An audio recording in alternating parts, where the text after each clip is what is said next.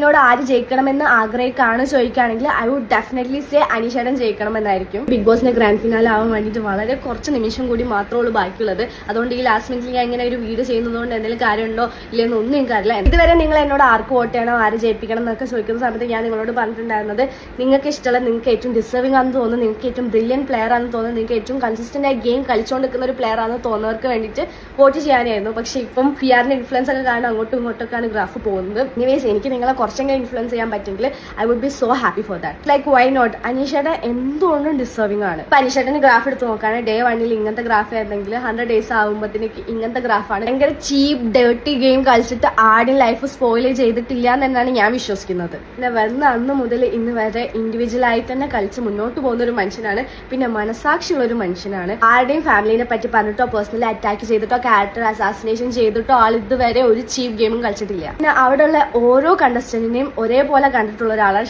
ഷാനവാസ്കനോട് കുറച്ചെങ്കിലും ഒരു സ്നേഹം കൂടുതലാണെങ്കിലും എന്നാലും എല്ലാരും ഈക്വൽ ആയിട്ട് കണ്ട ഒരു വ്യക്തി എന്താണ് അനീഷേട്ടന്. ഞാൻ റീഎൻട്രി ചെയ്ത സമയത്ത് സത്യം പറഞ്ഞാല് അടുക്കളയിൽ എല്ലാ പണിയും ചെയ്തത് അനീഷേട്ടനെയാണ്. ലൈക്ക് ഫുഡ് കുക്ക് ചെയ്യുക, എല്ലാവർക്കും വേണ്ടി ഫുഡ് കുക്ക് ചെയ്യുക, അനുമോളൊക്കെ ചെയ്തിട്ടുണ്ട്. എന്നാൽ കൂടിയും എപ്പോഴും അടുക്കളയിൽ തന്നെ ആയിട്ട് എല്ലാവർക്കും വേണ്ടി ഫുഡ് കുക്ക് ചെയ്യാനും പാത്രം കഴുകാനും ബാക്കിയുള്ള പണിയൊക്കെ എടുക്കാൻ വേണ്ടിയിട്ട് അനീഷേട്ടന് അത്രയും എഫേർട്ട് ഇട്ടിട്ടുണ്ട്. സോ അപ്പം തന്നെ മനസ്സിലാക്കുക അനീഷേട്ടന്റെ മനസ്സിലുള്ള ഒരു മനുഷ്യത്വം. ഓഫ് കോഴ്സ് എല്ലാവർക്കും ഗെയിം സ്ട്രാറ്റജീസ് ഉള്ള പോലെ അനീഷേട്ടനും സ്ട്രാറ്റജീസ് ഉണ്ട്. പക്ഷെ എന്തിരുന്നാൽ കൂടിയും ചീപ്പ് സ്ട്രാറ്റജീസ് അല്ല.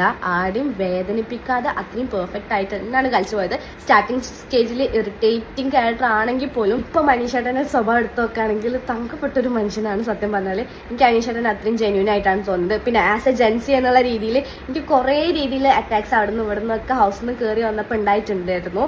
പക്ഷെ പിന്നെ അപ്പോഴും തള്ളി പറയാത്ത ഒരാൾ ഉണ്ടായിരുന്നെങ്കിൽ അത് അനീഷേട്ടൻ മാത്രമായിരുന്നു. സത്യം പറഞ്ഞാൽ വേറെ ഒരുപാട് പേരുണ്ടായിരുന്നു. പക്ഷെ ആ ഒരു ഏജ് വെച്ചിട്ട് അനീഷേട്ടന് ഇന്ന് ഒരു രീതിക്കും ജെൻസിക്കിട്ട് അതാണ് ഇതാന്ന് പറഞ്ഞിട്ട് തള്ളി പറഞ്ഞിട്ട് ഇല്ല, എൻ്റെ കൂടെ നിർത്തിയിട്ടുള്ളൂ.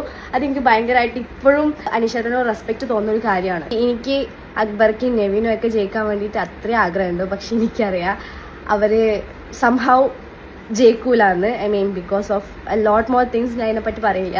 അതുകൊണ്ട് അറ്റ്ലീസ്റ്റ് നല്ലൊരു ക്വാളിറ്റി പ്ലെയർ ആയിട്ടുള്ള അനീഷേട്ടനെങ്കിലും കപ്പ് തൂക്കണം.